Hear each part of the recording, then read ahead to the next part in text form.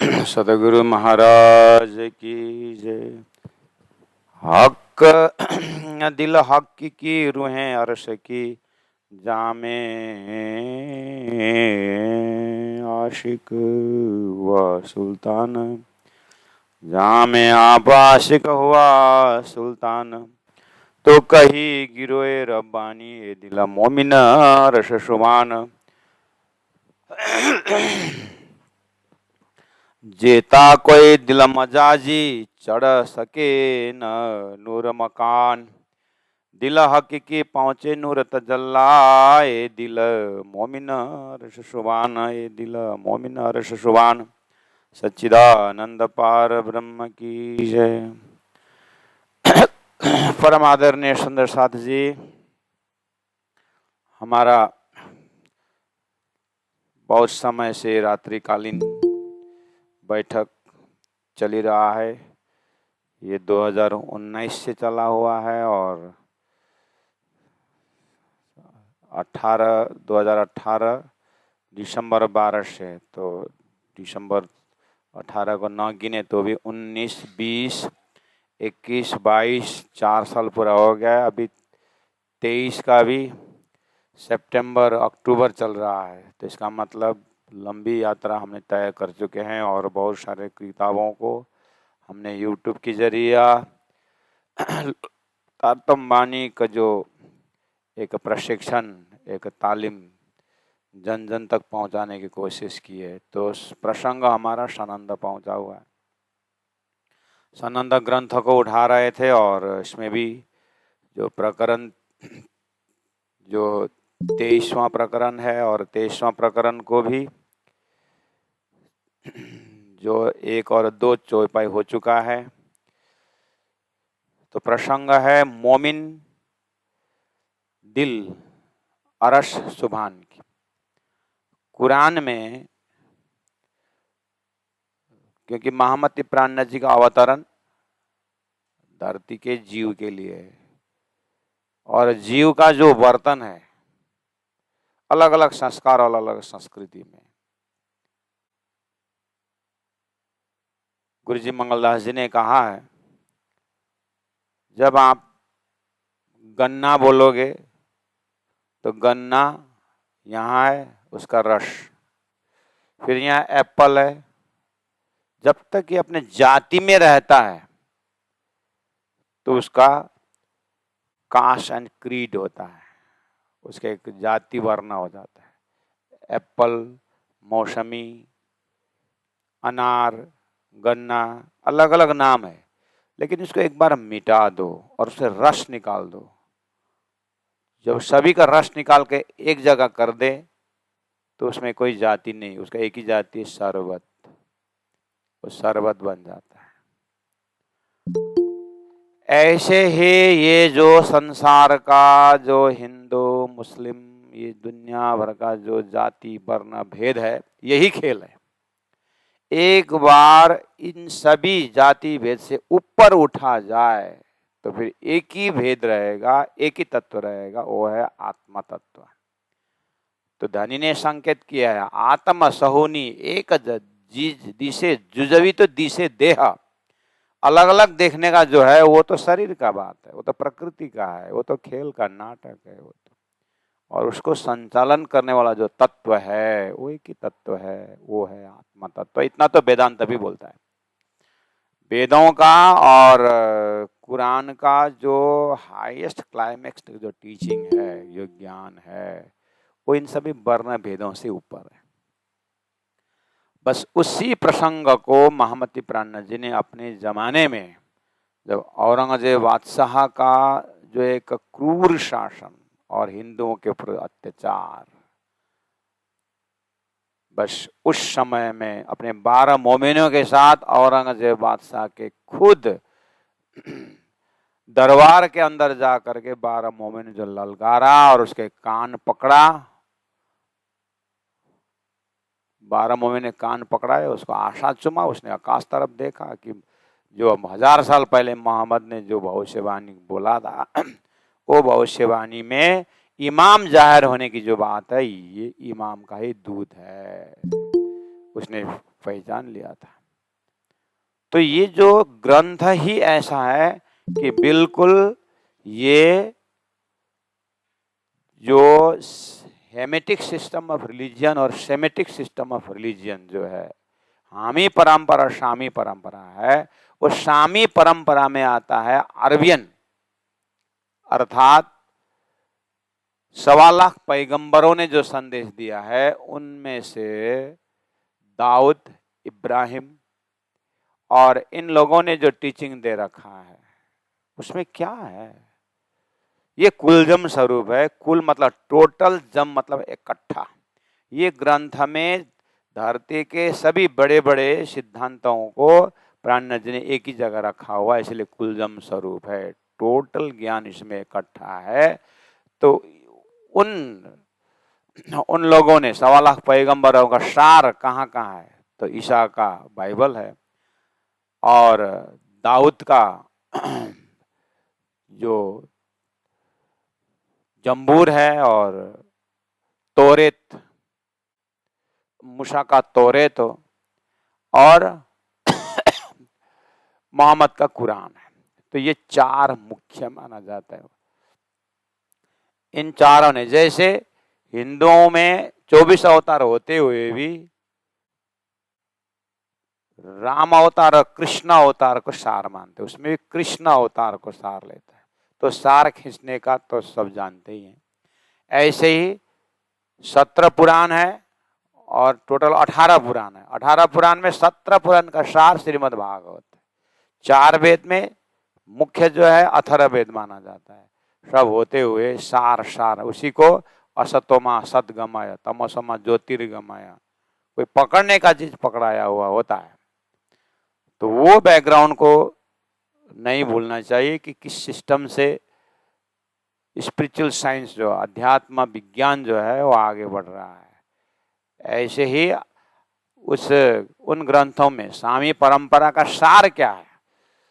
तो उन्होंने लेके दिया कि मोहम्मद साहब का जो कुरान है वो उन्होंने अपना सार माना।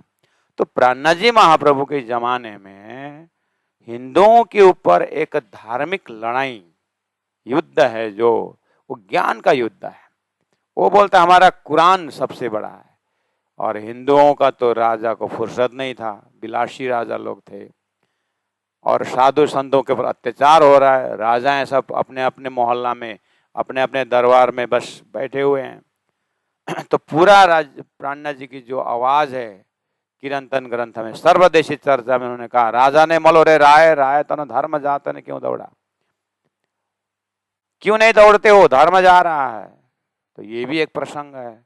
और स्वयं ने उनकी सारी इतिहास कह रही है कि उन्होंने अपने जमाने में देश की रक्षा के लिए, देशवासियों के लिए और साथ साथ में सत्य का लड़ाई की उन्होंने। भगवान श्री कृष्ण ने कौरव पांडवों में द्वापर के युग में अर्जुन को पक्ष लिया, अर्थात पांडवों को पक्ष लिया। क्यों? ये सत्य के पक्ष में थे। कौरवों को 100 हुआ तो क्या हुआ? कौरव नाश हो गए। इसीलिए यदा यदा धर्म से ग्लानिर्भवति भारत, जब जब अधर्म का विकास, धर्म का नाश होता है तो भगवान अवतार धारण करके आते हैं, ये सब जानते हैं। ऐसे ही महामती प्राणनाथ जी के समय में अधर्म का विकास हो रहा है औरंगजेब के माध्यम से। तो प्राणनाथ जी ने सोचा इनको मैं दाऊद को, इसको पहले मैं उपदेश देता हूँ। तो प्रश्न पूछने लगे तत्कालीन समय कि तुम्हारे कुरान में ऐसे ही लिखा है कि तुम धर्म के आड़ पर इतने अत्याचार कर रहे हो? क्योंकि कोई धर्म का परिभाषा में नहीं आ रहा है। कहीं मोहम्मद की जो है भावना को 1000 साल के बीच में उल्टा पुल्टा करके तुम्हारे पास पहुंचते पहुंचते कहीं गलत इंटरप्रिटेशन तो नहीं हुआ?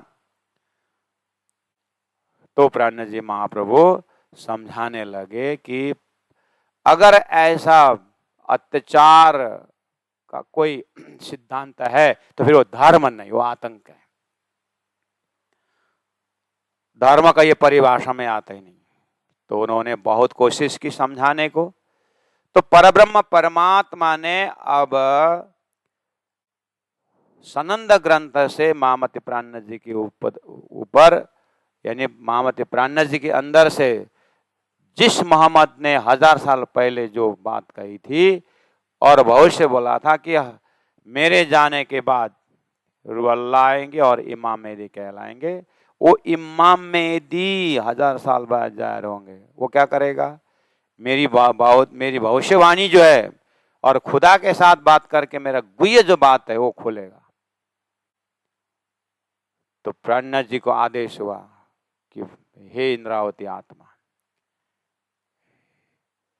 हे बुद्ध अवतार, कल की अवतार, इमाम मेहदी, मैं तुम्हारे अंदर से वो जो 1000 साल पहले जो भविष्यवाणी किया था और मार्फत को मैं स्वयं आके खोलूंगा करके कहा था, वही मार्फती ज्ञान जो है अरस अजीम की जो बात है मैं खोलने जा रहा हूं करके महामति प्राणनाथ जी ने कुरान पढ़ा न हदीस। उस समय में पढ़ने नहीं देते, किताब ही नहीं मिलता था, खोज ही कर रहे हैं। उधर से आप दिल्ली का मजल पढ़िए, कितने कोशिश कर रहे हैं कि वो वहां से किताब मुल्लाओं को पकड़ रहे हैं, तुम्हारे असली ज्ञान दो, क्या लिखा है, हाँ कोई देने वाला नहीं है। तो फटाफट जो है चौपाई उतरी तो देखा, अरे मैं पाई हकीकत धाम की। तो प्राणनाथ जी कहते सुनियो भूम भीम मुकुंद जी उद्धव के समसाम, हम पाती पड़ी मोहम्मद की, छोड़ो नहीं। अब तो प्राणनाथ जी बोलते हैं, सुनो मित्रों, मैं हम पाती पड़ी मोहम्मद की। ये चौपाई जैसे ही उतरी तो बोले मैंने तो मोहम्मद की चिट्ठी पढ़ी, हाँ वो हमारे संदेश है।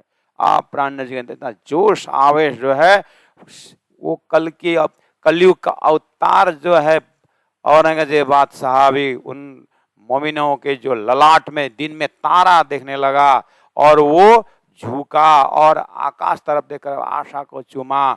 और इतने अत्याचारी औरंगजेब 12 मोमिन को कुछ नहीं करने का आदेश दिया। ये खुदा के संदेश वाहक है, इनको दुख न हो। 4 महीना रहे मोमिन और वापस जाते 100 रुपए हाथ में पकड़ा दिया, लेकिन मारा नहीं। इससे बड़ा ये क्या है? बस यही संदेश का प्रभाव है कि सनंद ग्रंथ डायरेक्ट हॉटलाइन अक्षरातीत परब्रह्म परमात्मा अरस अजीम स्व उतरी हुई वाणी है। तो ये जो सनंद ग्रंथ में अब प्राणनाथ जी महाप्रभु राजी महाराज बोल रहे हैं कि मैंने मोहम्मद के मुखारबिंद से ये बोला था, हे परम धाम की आत्माओं, मोमिनो, तुम्हारा संदेश चिट्ठी के रूप में मैंने 1000 साल पहले भेजा था, अब वो चिट्ठी का साक्षात स्वरूप में आ रहा हूं। ये बात है। तो ये भूमिका को देख करके जैसे ही हम प्रवेश करते हैं तो बात समझ में आती है। लोग आजकल बोलते हैं हमने कुरान पढ़ा, लेकिन ये बात नहीं है बोलते हैं।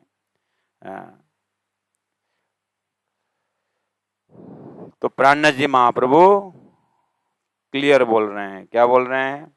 कि कुरान में इस तरह से 1000 साल पहले ही एक हकीकी दिल की बात की है, एक झूठी दिल की बात की है प्राणनाथ जी महाप्रभु। वो मार्फती को बोल रहे हैं। जिस तरह से वेदों में 80,000 मंत्र कर्मकांड का है, ऐसे ही कुरान में भी 30,000 हरफ जो है वो सब शरीयत है, कर्मकांड है। और बस 30,000 जो है हकीकत का मजल है, ज्ञान का मजल है। जैसे वेदों में 4,000 मंत्र ज्ञान का मजल है। तो और विज्ञान के बात में वेदों में लक्ष्य कर दिया है और कुरान में विज्ञान के विषय में अर्थात मार्फत के विषय में संकेत छोड़ दिया है बस। और दोनों को मिलान करने के लिए महामति प्राणनाथ जी आ गए, जो साक्षात अक्षरातीत परब्रह्म परमात्मा।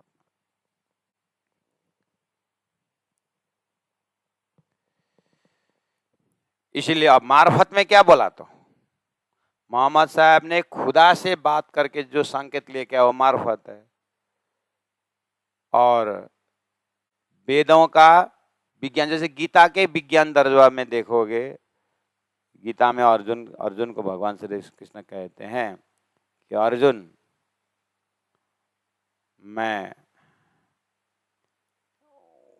उनको ही याद करता हूं जो सच्चे हैं और जो मुझे याद करते हैं। पक्षपाती भगवान, जिनको याद करते हैं वो याद करते हैं क्या? अर्जुन मैं पक्षपात नहीं हूं, पक्षपात नहीं करता हूं, लेकिन जैसे जैसे वो भजन करते मैं वैसे वैसे दर्शन देता हूं। अर्जुन ये संसार जो है मैं ईश्वर हूं और तू जीव है, ऐसी भाषा बोले। तो ये संदेश कहां दे रहा है? यत्र तत्र है उन्मेष निमेष भ्याम ब्रह्मांड प्रलयो। अक्षर के आंख के पल में ऐसे ब्रह्मांड बनता है मिटता है। तो कैसे? एज ए ड्रीम, बोले स्वप्नावत, स्वप्नावत सृष्टि बनती है मिटती है। तो स्वप्नावत बोलने पर हाँ जैसा का तैसा ही है, और सच्चा और झूठा ये दो है। तो सृष्टि ही सच्चा और झूठा है, यानी सच्ची जो है वो सच्चिदानंद स्वरूप परमात्मा है, और उनका उल्टा प्रतिबिंब असत जड़ दुख है, संसार है। तो पता चल गया कि अच्छा इसका मतलब स्वप्निक सृष्टि भी है, उसमें भी चेतन है, उसमें भी दिल है, उसमें भी शरीर है, दिल है। तो हमें कम से कम शरीर झूठा है, आत्मा सच्चा है, यहाँ तक तो हर कोई जानता है। लेकिन वेदों के, उपनिषदों के और कुरान के मार्फत में जो कहा है, जिस तरह से संसार के लोग शरीर झूठा आत्मा सच्चा तक जानते हैं, लेकिन एक दर्जा आएगा आत्मा भी एक झूठी आत्मा है और एक सच्चा आत्मा है। वहां पहुंचे बिना जीव को लक्ष्य नहीं मिलने वाला है। तो प्राणनाथ जी उन मार्फत, उन विज्ञान दर्शक ज्ञान को यहाँ उजागर कर रहे हैं जो कुरान में लिखा हुआ है। वेदों का महाकारण तो कलश ग्रंथ, प्रकाश ग्रंथ, किरंतन ग्रंथ में कर ही दिया है, जहां पर तीन सृष्टि की बात हो गई है, जीव सृष्टि, ईश्वर सृष्टि, ब्रह्म सृष्टि। वैसे कुरान में आम खलक और खास, खासल खास और आम खास, खासल खास लिखा हुआ है। तो प्राण्य जी बोल रहे हो, संकेत समझ रहे हो? खास और खासल खास क्या है समझे ही भी ना, बस अल्लाह कर रहे हो। जो आम जो बोला मोहम्मद ने, जो झूठा जीव वो झूठी दिल वाले है, वो स्वप्निक वाले है। स्वप्न का कोई भी जीव जो है जागृत में नहीं पहुंच सकता, और खुदा जागृत है, तो खुदा के पास संदेश पहुंचेगा ही नहीं झूठे का। अब तुम ये पता नहीं सकते हो। तुम क्यों पता नहीं सकते? क्योंकि तुम में सुनने की ताकत ही नहीं है, तुम झूठे जीव हो। अगर तुम्हारे अंदर मार्फती सुनने की ताकत होती तो खुदा ने मोहम्मद के मुखार बिंद से क्यों मार्फती नहीं रखते? क्योंकि खुदा ने बोला, मोहम्मद ने तुम लोग मेरे यार हो, भाई आवेंगे आखिर, तुम तो मेरे यार हो, जीव सृष्टि हो, भाई आएंगे, मेरी बात मार्फती समझने वाला तो आएंगे बोला है। और वेदों में बोला द्वे परार्धे अष्टविंशति कलयुग, 28वां कलयुग, दूसरा परार्ध 28वां कलयुग, वो कुछ एक्स्ट्रा ऑर्डिनरी है। क्या एक्स्ट्रा ऑर्डिनरी? ब्रह्म सृष्टि आ रहा है। ब्रह्म सृष्टि ही ब्रह्म की बातें समझ सकते हैं, इसलिए वो सच्चा दिल वाले हैं। आएंगे कहाँ? झूठे दिल वाले में आएंगे। अच्छा, इसका मतलब झूठा और सच्चा में वहां तक पहुंचना है। हाँ, तुमने अभी कहां तक पहुंचा? झूठा शरीर है, सच्चा आत्मा, इतने। आत्मा ही सच्चा है और झूठा भी है, ये वाली सुनने की ताकत होनी चाहिए। अगर पता चल गया तो, पता चल गया है तो फिर पता लगाओगे कि अच्छा तो सच्चा बनने के लिए क्या करना चाहिए। अगर पूछोगे तो क्या करना चाहिए? सच्चा बनने के लिए सच्चा का संगत करना चाहिए। सच्चा कौन है? वो मोमिन है, वो ब्रह्म सृष्टि है। वो कहाँ है? ढूंढो ढूंढो। खोजत खोजत सतगुरु पाइए, सतगुरु संग कर तार। तुम्हारे दिमाग सतगुरु बोलने से बस सतगुरु देवचंद्र महाराज देखते हैं। सारे आम जीव सृष्टि के लिए सतगुरु ब्रह्म सृष्टि है। खोजत ब्रह्म सृष्टि पाए, ब्रह्म सृष्टि संग करतार। वो ब्रह्म सृष्टि के हृदय में ब्रह्म धाम से परमात्मा खुदा बैठे हुए। इसीलिए जेता कोई दिलम मजाजी, 2 नंबर चौपाई, जितने भी मजाजी दिल वाले हैं, झूठे दिल वाले हैं, ऐसा शब्द है, जेता कोई दिलम मजाजी, जितने झूठे दिल वाले हैं, चढ़ सके न नूर मकान, वो अक्षरधाम तक भी जा नहीं सकते। क्यों? अरे अक्षरधाम, अक्षर ब्रह्म वो जागृत के हैं, और झूठे दिल की जो बात हो रही वो अक्षर ने, एक अक्षर का सपना का स्वरूप नारायण, जुलमत, वो अक्षर ब्रह्म का नारायण स्वरूप ने, स्वप्निक नारायण स्वयं ने एक ओम बहुश्याम बोलने पर जीव सृष्टि सपना के उत्पन्न हुए। जैसे आपके सपना के जितने भी साथी हैं, जब जग जाते हैं तो कोई भी सपना के साथी जागृत में नहीं आते हैं, लेकिन जब तक सपना में थे वो बात करते थे, हंसते थे, खेलते थे, मजा आ रहा था। लेकिन आप जैसे जगोगे तो कोई नहीं आया ना, वो झूठे थे इसलिए नहीं आए, आप सच्चे थे जग गए। ऐसे ये अक्षर ब्रह्म का सपना के अंदर नारायण की सृष्टि चल रही है, ये सब झूठे हैं। अक्षर जब जग जाएंगे तो ये झूठे का कोई अस्तित्व नहीं है, वैसे ही समाप्त हो जाएंगे जैसे आपके सपना हो गए, झूठ हो गए, बस यही कॉन्सेप्ट करने का। तो फिर हम झूठे सिद्ध हो गए तो क्या किया जाए? हाँ, झूठे सिद्ध एक बार कर दो, कोई फर्क नहीं पड़ता है, क्योंकि तुमने करने से पहले कर दिया, गीता ने क्षर पुरुष कर दिया है। क्षर मतलब नाशवंत, पुरुष मतलब अविनाशी, तो दोनों शब्द कैसे एक ही जगह हुआ? तो तुमको तो करना ही होगा, ना भी करोगे क्या, एक बार झूठा साबित करो, उसके बाद आगे काम करेंगे।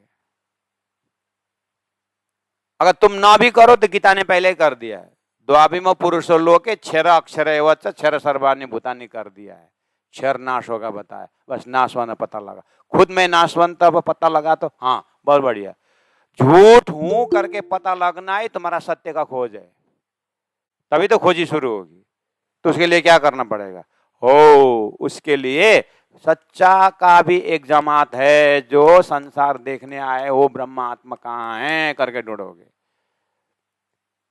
हो, ब्रह्मात्माओं को संगत करो। इसीलिए पहले से ही बोल रहे थे, सत्संगत के आदि घड़ी तप के 12,000 बोलते थे। आदि घड़ी सत्संग से भी उद्धार होगा। किसकी? सत्संग, ब्रह्म सृष्टि की आदि घड़ी सत्संग। हाँ, ऐसे लमसम में हाँ बैठने को नहीं बोला है। सत्संग की महिमा है, लेकिन किसके साथ सत्संग करने की महिमा है? ब्रह्म सृष्टि के साथ।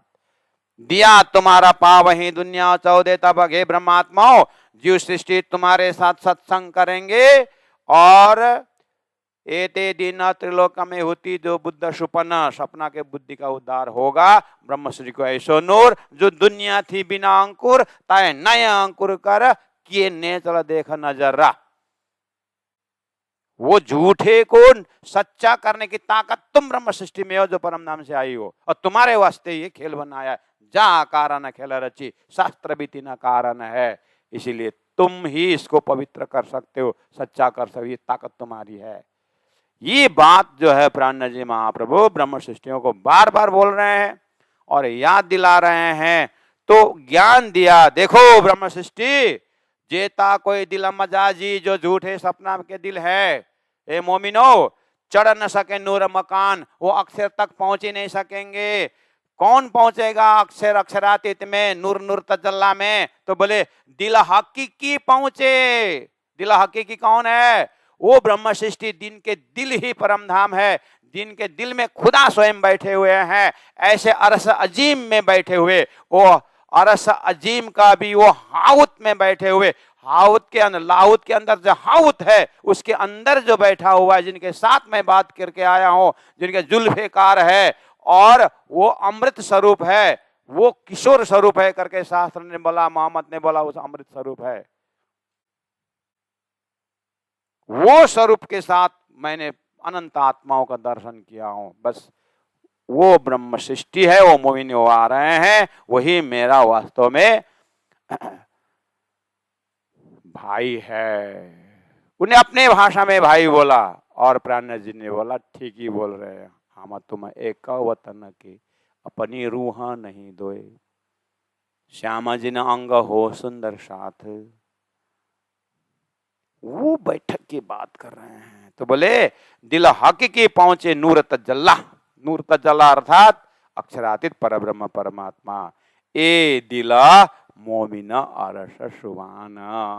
अगर वो मोमिन आपको पता चला तो मोहम्मद ने जो मोमिन का दिल खुदा का घर जो बोला है मोहम्मद ने, वो उस प्रसंग का है। वो अक्षरातीत परब्रह्म परमात्मा के धाम में विराजमान ब्रह्म सृष्टि, जिसको कुरान ने अपने भाषा में मोमिन करके कहा है, वो ब्रह्म सृष्टि की हृदय ही खुदा का घर है, परमात्मा का घर है। ऐसे ही समझे भी ना दावा करते हो कुरान में है करके। वो मोमिन, कुरान में लिखा हुआ है मोमिन का दिल खुदा का घर है, हम मोमिन है, तुम हिंदू को काटो मारो, ऐसा थोड़ी है। हा बन गए मोमिन। हाँ, इतना आसान से शब्द से मोमिन बनता, और आचरण से तो क्या कर रहे हो? और शब्द से मोमिन बनने से थोड़ी नहीं होता। आचरण से ब्रह्म सृष्टि बनो।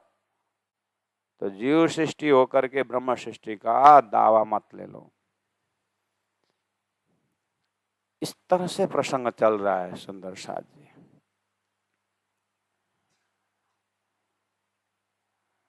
तो अब सारी बातें जो कुरान में बिल्कुल लिखी हुई है,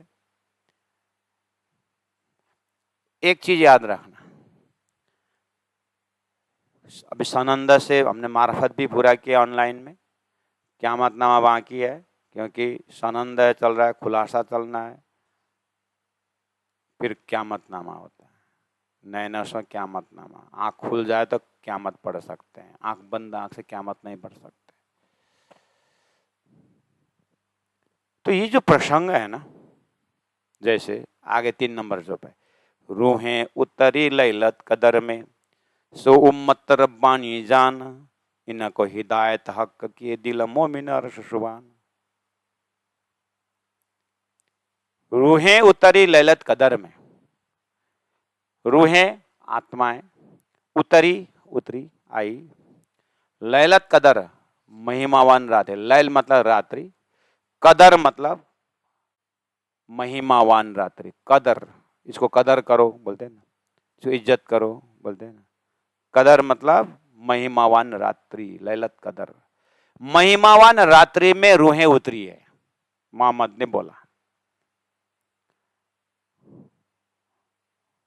अपराह्न जी ने उठा ली। अच्छा, कुरान का टर्मिनोलॉजी लिए, कुरान का शब्दावली लिए, और कुरान का शब्दावली को मिला करके उन्होंने तारतम परोस रहे हैं। ऐसा जैसे अमरकोश से शब्द ले लिए संस्कृत के, और संस्कृत का कविता बना दिया, कवि ने कविता बना दिया। वो तो कवि का संदेश हुआ ना। हो तो उसने संस्कृत का तो खाली भाषा आती थी उसको संस्कृत, और डिक्शनरी से लिया शब्द और कठिन शब्द, उसके बाद उसने अपने भाव को उसने संस्कृत में रख दिया। ऐसे ही क्या प्राण जी ने अरबी डिक्शनरी लिए और कुरान का शब्दावली लिए, और अपने जो है जो उन्होंने कलश में और जो किरंतन में जो उन्होंने परमधाम की बातें जो तारतम रखे थे, उसको मिला करके डाल दी। और रूहें उतरी, वो कलश में रूहें उतरी, आत्माएं उतरी है, और लिखा कि परमधाम से उतरी हुई है। तो उन्होंने वहाँ लैलत कदर मतलब महिमान रात्रि है, वहां से आई है।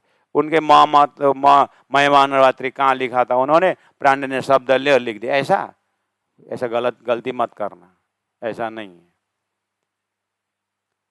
ये डायरेक्ट खुदा ने मोहम्मद को कहा हुआ संदेश कुरान में, प्राण जी उस प्रसंग को उठा रहे हैं। तुम्हारे कुरान में बोलना पड़ रहा है प्रसंग, तुम्हारे कुरान में, तो कुरान मेरा है। तुम दावा से बोलते हो कि कुरान हमारा है। प्राण जी तत्कालीन समय की भाषा प्रयोग कर रहा हूँ सुंदर राज जी। प्राण जी ने कहा कुरान कैसे बोलते तुम्हारी है? तुमने तो माना नहीं कुरान को, और कुरान को हम मान रहे हैं। कुरान सिर में लेकर चलते हो तुम, और बोलते हैं मानने के दावा करते हो। हम कुरान को जीवन में अपनाते हैं। कुरान में क्या लिखा हुआ है? खुदा ने मोहम्मद को कहा है कि लैलतुल कदर महिमावान रात्रि में रूहें उतरी हुई है। खुदा ने मोहम्मद को बोला है और मोहम्मद ने कुरान में लिख दिया है। तो प्राण जी उसको उठा रहा है। ऐसा नहीं कि प्राण जी को अरबी फारसी आती थी, अरे उन्होंने कविता बना दिया, ऐसा नहीं है। आप प्राण जी पूछ रहे हैं, ए मुल्लाओं, ये लैलत कदर में रूहें उतरने की बात कहाँ की है? तुम्हारे कुरान में लिखा, बताओ।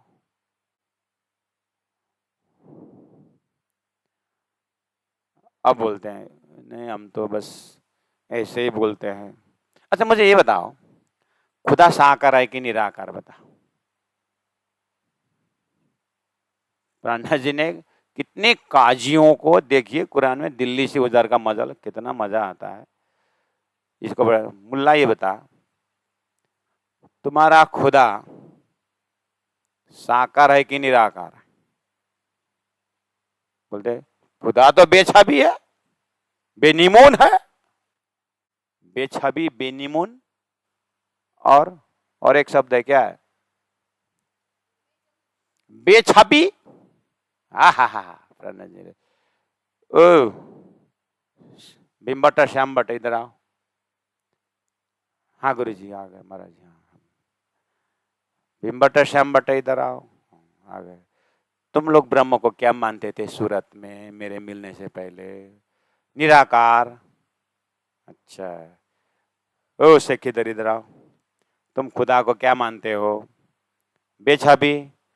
तुम बेछबी मानते हो, और तुम क्या मानते थे? निराकार।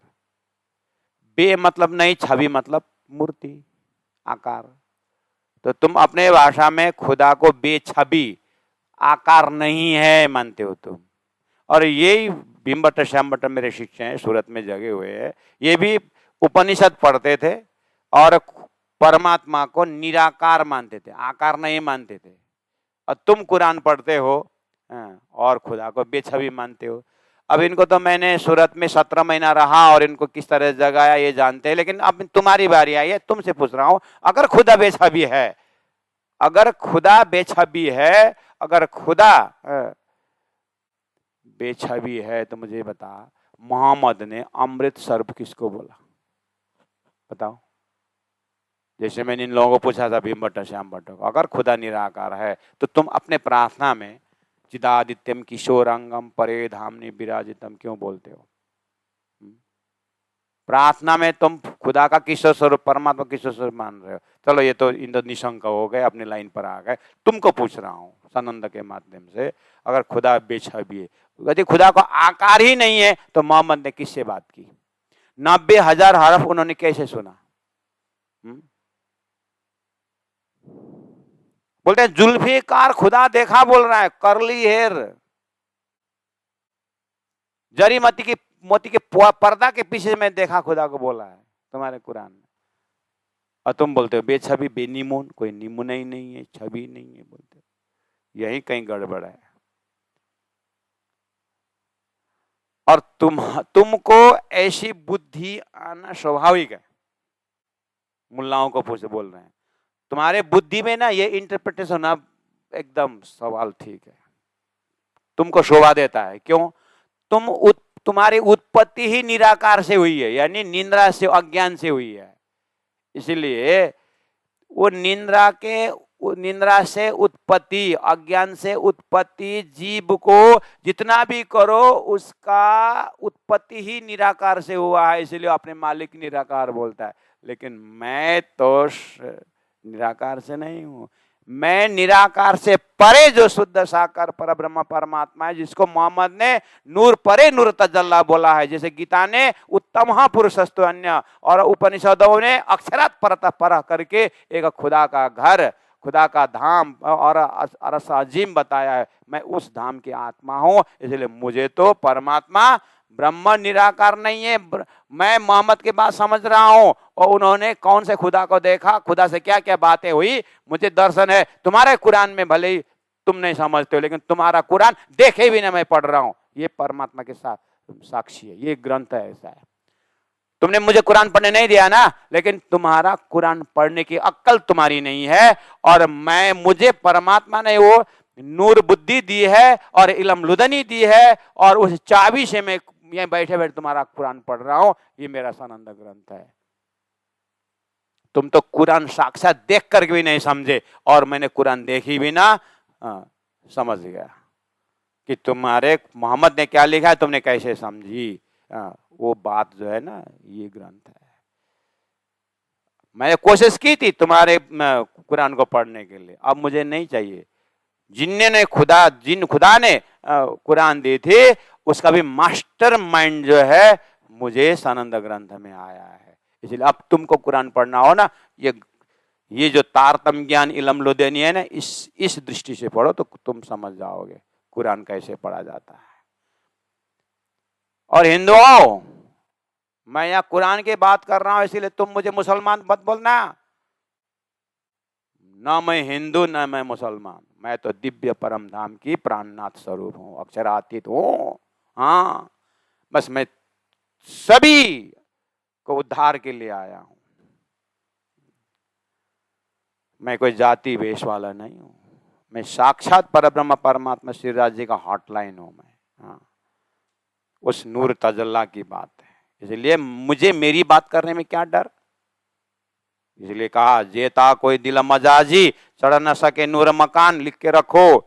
और नूर मकान से भी परे मोहम्मद बोल रहे हैं, नूर परे नूर तजल्ला बोल रहे हैं। तो वो नूर तजल्ला में कौन पहुंचेगा? वहीं के बाशी पहुंचेंगे जो वहां से आए, वही आए इनके लिए। इसलिए कुरान में रूहें उतरी ललत कदर में, महिमावान रात्रि में बैठे। रात्रि कैसे महिमावान हो रहा है? यही तो बात है। रात्रि तो अज्ञान है, अज्ञान कैसे महिमावान होता है? मोहम्मद को पूछो, तुम्हारे मुल्ला को पूछो, तुम्हारे काजियों को पूछो। रात्रि भी बोलते हो महिमावान है, ये महिमावान मूर्ख आदमी है बोलते हैं ऐसे, लेकिन होता है महिमावान है। रात्रि कैसे है? अज्ञान महिमावान कैसे हो सकता है? होता है, बता देता हूं मैं। परब्रह्म परमात्मा ने अपने रूहे को अक्षरातीत परब्रह्म परमात्मा नूर तजल्ला के तजल्ली को समझाने के लिए उन्होंने ये अज्ञान का खेल खिलाया। अज्ञान ऐसा ज्ञान है जो सच्चा ज्ञान देता है। अज्ञान ऐसा ज्ञान है जो शुद्ध साकार ज्ञान को अनुभव बढ़ाता है, पुष्टि देता है। इसीलिए ये रात्रि अज्ञान का खेल महिमावान रात्रि है। क्यों? ये रात्रि परमात्मा को महिमा बढ़ाता है, खुदा का महिमा बढ़ाता है, इसलिए महिमावान रात्रि है। समझे? हाँ, ये कुरान के टर्मिनोलॉजी से प्राणनाथ जी बता रहे हैं, नहीं तो सिंपल है। अक्षरातीत तक के महल में प्रेम ऐसा बरतत सो शुद्ध अक्षर को नहीं कि न विद के ल करता। इसीलिए पहले लय हक के दिल में, पीछे आए माहे नूर तापी हादी रोना में। इन विद हुआ जहूर या में माँ विष्णु मन मन थे त्रिगुण ताते थिर चरसा बहुत उत्पन्न हुआ। कितना सरल से महिमावान रात्रि समझना। फिर भी मोहम्मद ने 1000 साल पहले दिया हुआ संदेश को खोल रहे हैं, तो रूहें उतरी लैलत कदर में। लैलत कदर यानी महिमावान रात्रि। महिमावान रात्रि का अर्थ होता है कि राजी महाराज का हुक्म परब्रह्म के आदेश से ब्रह्म सृष्टियों के लिए खेल बना। अज्ञान की खेल है, लेकिन ऐसे में सच्चा ब्रह्म आत्मा आए हैं, इसलिए ब्रह्म सृष्टि को ऐसो नूर जो दुनिया थी बिना अंकुर ताए नया अंकुर किए न चल देख नजरा। तो महिमान रात्रि में उत्पन्न जीव को भी अष्टविष्ट में अखंड कर दिया, तो ये महिमा नहीं हुआ? ओ, ऐसा महिमावान परमात्मा ने महिमानवान रात्रि में ब्रह्म सृष्टि को भेजा। सो उम्मत रब्बानी जान, वही है रब्बानी उम्मत। कुरान में, कुरान के टर्मिनोलॉजी, रब्बानी उम्मत अर्थात रब मतलब परमात्मा, रब्बानी यानी परमात्मा की, उम्मत मतलब जमात। वो कौन है? आहा, परब्रह्म की आत्माएं, ब्रह्म सृष्टि, उन्हीं को कहा जाता है। कुरान में रब्बानी उम्मत बोला और वेदों में ब्रह्म सृष्टि करके बोला। बात एक ही है। ब्रह्म के पास जो है वो ब्रह्म आत्माएं खेल में आ गई तो वो ब्रह्म सृष्टि कहलाए। ब्रह्म के धाम से सृष्टि में आए तो ब्रह्म सृष्टि कहलाए। और यहाँ पर कहा वो रब के धाम से आए उतरी है तो रब्बानी उम्मत हुआ। बात सिंपल है। अब बोले बस इनको हिदायत हक की, इन्हीं परम धाम से आए रूहें और असजिम से आए ब्रह्मात्माओं को हिदायत उपदेश, हिदायत का अर्थ होता है उपदेश, वही ब्रह्मात्माओं को हिदायत हक की, राज्य की, परब्रह्म की हिदायत उपदेश इन ब्रह्म सृष्टि के लिए आए। क्यों? ब्रह्म सृष्टि जा कारण कारण खेल रची शिस्त्र और जा कारण खेल रची शास्त्र भी तीन कारण। इसलिए कलाम अल्लाह या हदीस, शास्त्र पुराण या वेद, ये सुख मोमिन ले वही हक का रसना का भेद। ये हक के रसना से आया ज्ञान है, चाहे वेद आए चाहे कतेब आए, लेकिन आया तो उन ब्रह्म सृष्टि के लिए आया है। इसलिए अब लीला हम जाहिर करे, चुप है बोलो, जो सुख सैया हृदय धरे, पीछे होशी सब पीछे सब न पसरसी, वो बाद में होता रहेगा, लेकिन फर्स्ट ऑफ ऑल कौन का? ब्रह्म सृष्टि के लिए है। तो इनको हिदायत हक की, बस वो दिल वाले हैं मोमिन और सुबाना। ऐसे सच हकीकी दिल जो परम धाम से ब्रह्म आत्माओं को ही हृदय को खुदा ने धाम बनाया है। हाँ, भगवान श्री कृष्ण ने गीता में कहा, उपनिषदों में कहा और भक्ति लिटरेचर में कहा कि ना हम तिष्ठे वैकुंठे, मैं वैकुंठ में नहीं रहता हूं। कहाँ रहता हूं? भक्तों के दिल में रहता हूं। उदाहरण में पहले ही है, जब वो अपने सृष्टि के अंदर स्वयं विष्णु भगवान एक ओम बहुश्याम बोल करके सृष्टि फैलाने वाले स्वयं बोल रहे हैं, मैं वैकुंठ में नहीं रहता, मैं भक्तों के दिल में रहता हूं। तो फिर अब भक्तों के दिल में नहीं है, अब भक्तों के दिल में नहीं है। आत्मा स्वरूप से तो वो बैठा हुआ है, आत्मा स्वरूप तो परमात्मा ही तो है, वो विष्णु भगवान तो है। जलम विष्णु थलम विष्णु हुआ तो क्या आतंकवादी के दिल में नहीं है खुद विष्णु भगवान? फिर होते हुए क्यों बोला मैं भक्तों के दिल में रहता हूं? हो ऐसे ही ये उदाहरण है। ऐसे परब्रह्म परमात्मा का धाम तो सच्चिदानंद है, पेड़ में पौधे में घास करे से ज्यादा, वहां तो नदी ने नाले में सभी में परमात्मा राज्य महाराज जी व्यापक है। लेकिन फिर भी ब्रह्म सृष्टि को दिल में स्पेशल मेरा घर है। क्यों? लीला है। जब टाइट करो, हाँ टाइट करो कि भगवान ने क्यों भक्त के दिल चुना, सूंगूर का दिल क्यों नहीं चुना, सुअर का दिल क्यों नहीं चुना, चोर का दिल क्यों नहीं चुना, करके टाइट करो उनको। जाओ भगवान के पास लड़ाई करो, आपने यहाँ क्यों बढ़ाया, क्यों बोले भक्तों का दिल क्यों चुन लिया? भगवान बोलेंगे दैट इज माई चॉइस। क्या बोलोगे? उनकी इच्छा है भक्तों के दिल में रहने का, क्या बोलोगे? हाँ, ऐसे मुझे भी पूछो तुम्हारा राज्य क्यों ब्रह्मश्री के दिल में, उनकी चॉइस।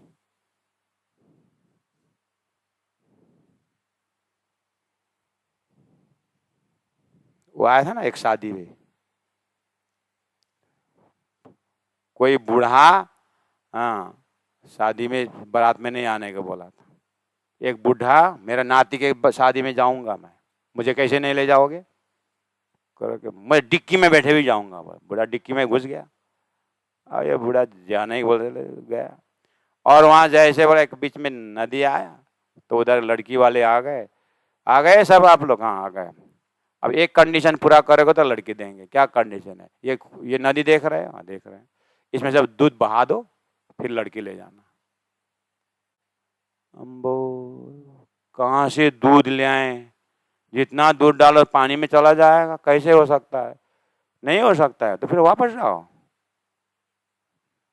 लड़की लिए भी ना वापस। तो सब वापस आ रहे हैं, वो डिक्की में बैठा पड़े। क्या हुआ, क्यों वापस जा रहे हो? अरे वो ऐसा ऐसा कंडीशन रखा। तो वापस जा रहे हो? हाँ जाओ उनसे जाके बोलो दूध तैयार हो गया है। बोलो क्या बोलता है बूढ़ा? दूध तैयार हो गया। अरे मैं जो बोलना वो करो, दूध तैयार हो गया हमारा, अब दूध बहाने के लिए रेडी है। बस नदी सुखा दो बोल जाओ, नदी सुखा दो बोलो, गए। हमारा दूध तैयार हो गया, नदी दूध में दूध की नदी बहाने के लिए तैयार हो गए हैं, आप लोग की तरफ से नदी बंद कर दो, हम तैयार हैं। तो उसने बोला तुम्हारे बारात में कोई बूढ़ा आया है क्या? कोई बूढ़ा होना चाहिए, कोई बूढ़ा आदमी होना चाहिए। तो हार गए हो। हाँ, तो इतने बारात में एक ही बूढ़ा काफी था। इसी तरह तारतम का भी ये तारतम ज्ञान बूढ़ा है। हाँ, बाल, किशोर और वृद्ध, ब्रजरास जागनी, ये जागनी वृद्ध लीला है, यानी अनुभव का लीला है। तारतम वाणी अनुभव से अक्षरातीत का अनुभव है। स्वयं तारतम वाणी बूढ़ा, बूढ़ा मतलब उम्र से बूढ़ा मतलब अनुभव से बूढ़ा समझना। स्वयं पूर्णमदः पूर्णमिदं पूर्णात् पूर्णमुदच्यते, हर प्रकार से उजाला का, हर प्रकार से प्रकाशित श्रीराज जी महाराज स्वयं देख के बता रहे हैं कि ऐसे दिल मोमिन और शुभान। बस इन ब्रह्मात्माओं की बात को सुन करके अब आगे कैसे अरस सुभान, सुभान का अरस मोमिन का दिल कैसे हुआ, क्यों ऐसे क्वालिटी खुदा ने चुन लिया। तो ठीक गीता में ज्ञानियों का लक्षण है, स्थित प्रज्ञ लक्षण करके, भागवत में भक्तों का लक्षण है, तारतम वाणी में ब्रह्म सृष्टि का लक्षण है, उन मोमिनों का लक्षण है। ये डायरेक्ट हॉटलाइन है। अगर वो सब देख के आने का फुर्सत हो तो देख के आओ। वृंदावन 6 साल रहो और उपनिषद के लिए 7 साल लगाओ और कुरान पढ़ो 15 महीना, 2 महीना, 2-4 साल पढ़ो। उसके बाद पहुंचना तो आपको तारतम वाणी में पहुंचना पड़ेगा। इसलिए कुलजम है। तारतम वाणी पढ़ो, निज नाम पढ़ा, 3 सब पढ़ा, सब मंत्र न का भेद, निज नाम बिना खाली गया, पढ़ा पढ़ा चारों वेद। अरे थोड़ा चिल्ला के बोलो, निज नाम पढ़ा, सब मंत्र न का भेद। निज नाम बिना खाली गया, वाह। पोथी पढ़ पढ़ जगम हुआ, पंडित भय ना कोय, 2.5 अक्षर प्रेम का पढ़ेश पंडित हो। 2.5 अक्षर प्रेम का सार अतिसार। इसलिए तारतम वाणी में आगे आपको बता रहेंगे कि क्यों परमात्मा ने, सुभान ने इन मोमिनों को, दिल को अरस कहा, धाम कहा। ऐसा जानना, उसे अपने हृदय को चेक करना। अच्छा, मैं भी किसी के घर में जाते समय सोफा में 3 फीट का धूल है और इधर उधर सब गंदा भरा हुआ है, मकड़ी का जाल है, तो हम भी वहां नहीं बैठेंगे, थोड़ी देर में आएंगे करके दूसरे घर चले जाएंगे, लेकिन उस सोफा में नहीं बैठेंगे। हमें भी बैठने का अच्छा जगह चाहिए। और संसार में देखो, गौ भी जब बैठने का होता है तो थोड़ा बैठने का जगह सूंघती है, वो फाफा फोफो फाफा करके ही बैठती है। बस हम मनुष्य ही है जहाँ विचार किए भी ना बैठते हैं, है ना। फिर भी विचारवान देखते हैं इधर उधर बैठने। जैसे कहीं बैठना हो तो पहला जमीन फूंकते है कि नहीं फूंकते, कपड़ा उपड़ा ऐसा करते है कि नहीं करते। तो बैठने का जगह देखते हो ना। हाँ, परमात्मा भी मेरा बैठने का जगह कहाँ है, करे भक्तों के हृदय देखते हैं। इसीलिए ये प्रत्यक्ष दर्शन करो और परमात्मा को बुलाओ मत, वो तो आएंगे ही, दिल साफ करने दो। बस उसका लक्षण दिया हुआ है कि कैसा लक्षण हमारे जीवन में घटित हो तो परमात्मा हृदय में है, उनकी अनुभूति होगी। ऐसा लक्षण दे रहे हैं। रूहें उतरी लैलत कदर में, सोमत रब्बानी जान,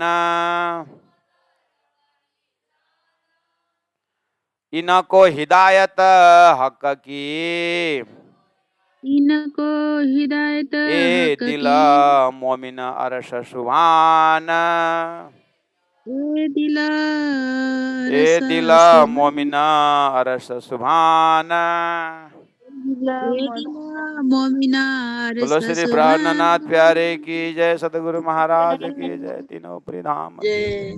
गुरु जी 108 मंगलदास जी महाराज की जय। गुरु जी 108 दीनदयाल जी महाराज की प्रणाम। प्रणाम गुरु जी।